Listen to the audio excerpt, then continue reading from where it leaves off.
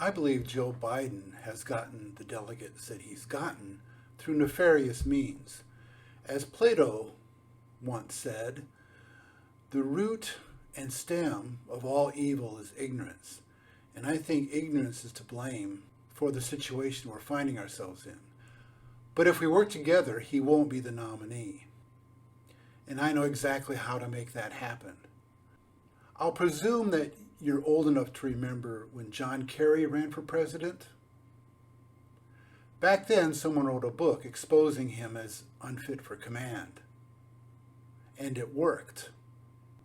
As I remember that election, it was for the Democrats to lose because W was not that popular. All it takes is a book. A book is different than the news because when someone has a book at hand, they can read the information and then look at the references. I'm currently working on a book that's going to be even better than Unfit for Command, that exposes all the information about Joe Biden that the electorate is supposed to know and should know in order to make an informed decision. And I should note that in order to get Publishizer to agree to work with me to publish my book, I had to prove to them through writing samples in my history as a writer that I am a safe bet. My book is going to be a good book, and you can count on that. But the way crowdfunding works is that I have to get a certain set of pre-orders before the book is published. And that's where you come in.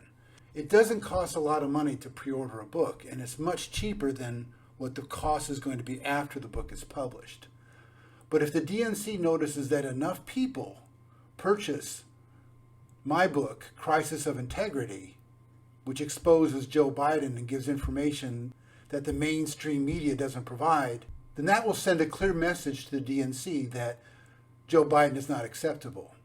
So if you're a Bernie Sanders supporter, this is the way that I see to ensure that he becomes the nominee and the DNC switches him out.